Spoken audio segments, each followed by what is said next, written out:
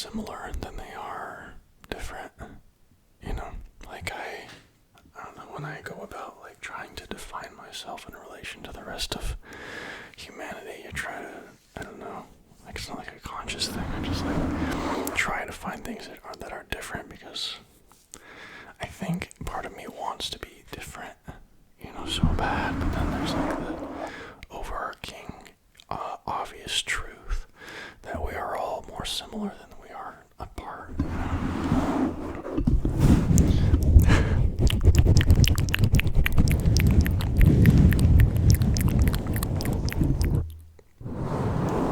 I think that's difficult because, you know, there's a lot of evil, you know, but then there's also a lot of good, you know, so then there's like I don't know, there's a spectrum of human morality,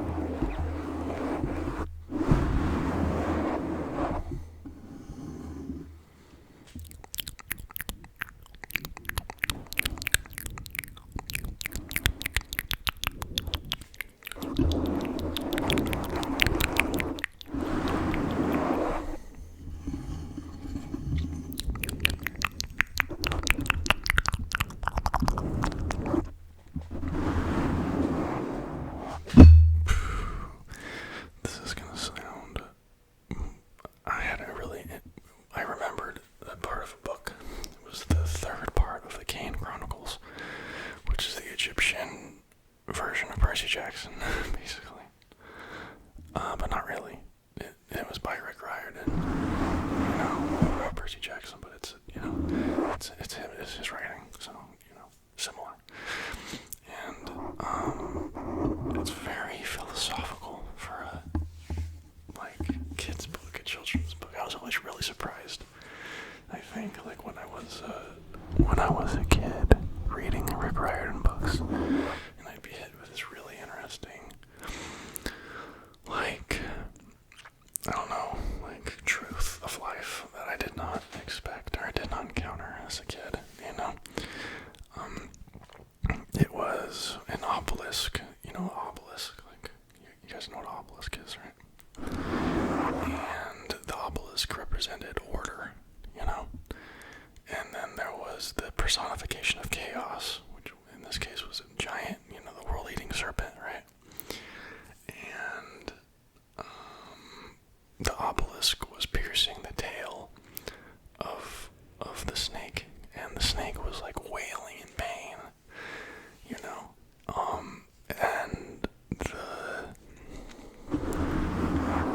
I guess the story, or I guess the meaning of it is order will always hurt chaos. It'll always be a giant, excruciating pain.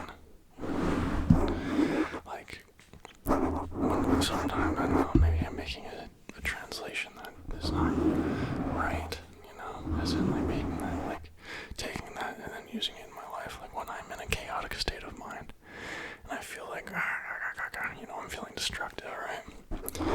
And I see someone living happy, I'm oh my god, I want to fucking kill, I want to ruin it, I don't ever actually do it, but there is that little inkling of a thought.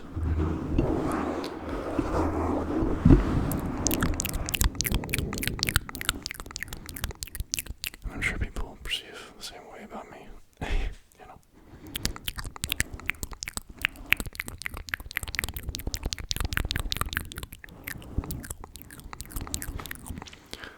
I have 4 hours of training tomorrow. I'm gonna do 2 of kickboxing and 2 of jiu-jitsu. Because I'm not gonna be able to train while I'm on video, obviously. I could. I'm sure I could show up to a gym there and, I don't know. I think I have too much social anxiety for that. Or maybe it's just laziness. I'm not sure. I'll do push-ups and, do burpees and stuff to keep my mind clear so I don't go insane. But, yeah.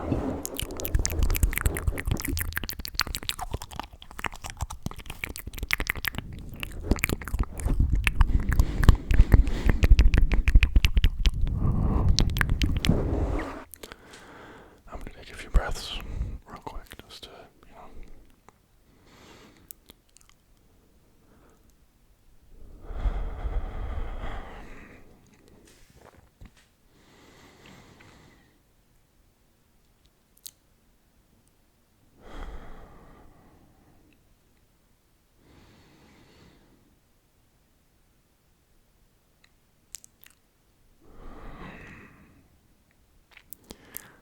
I'm remembering another character from the Kane Chronicles series.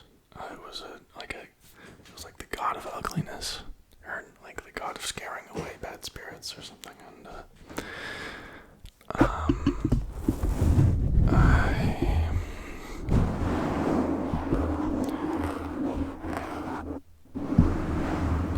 he was so ugly that he scared away everyone, and if he made his ugly face at you, you would die. But he was one of the nicest characters in the book.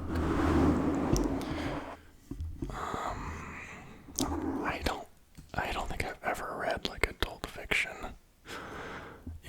What is it I don't know. Maybe this is silly. Is adult fiction just regular fantasy stories, but just with more sex and more gory guess from where I'm sitting, that's not like more complex characters or complex storylines, or better character development. But I mean, I guess there is a certain amount of I don't know. It's different, I guess. I don't know. I've never read an adult fiction book ever in my life. I don't think I haven't read a new fiction book in since I was like 12, 13, maybe 14. I don't know. Oh no. It was the Giver series. How old was I? 14, 15, maybe. Would the Giver be? I don't know. The Giver would not be adult fiction, I don't think. But it's my God, the Giver. Wow. I don't know if you guys read that book. I remember I was in English class, and we were supposed to be reading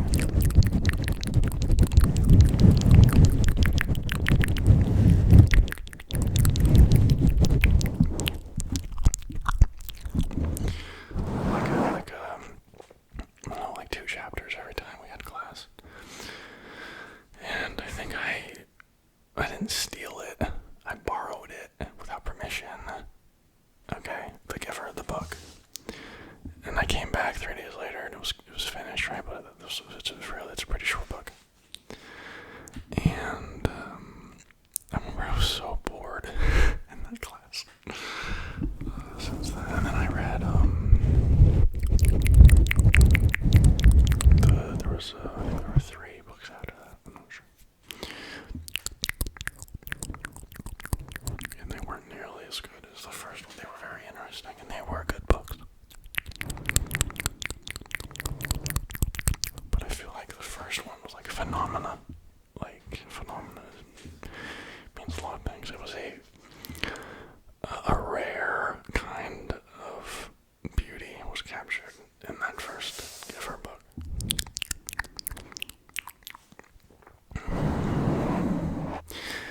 Do you guys think humans have like a innate sense of right and wrong, or do you think it's completely environmental?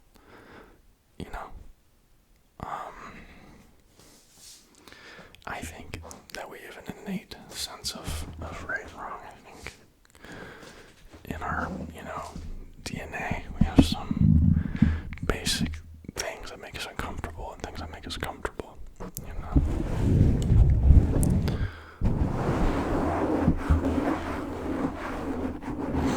But I think some people think it's completely environmental, and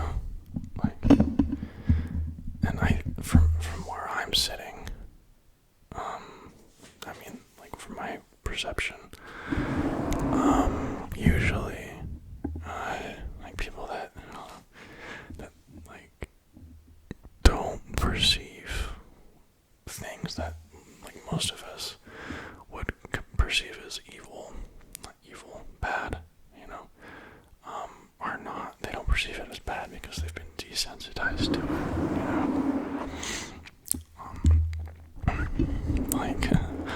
I don't know. There's a lot of stuff in the world, that just desensitizes us. Just terrible things, Well, that's life, man.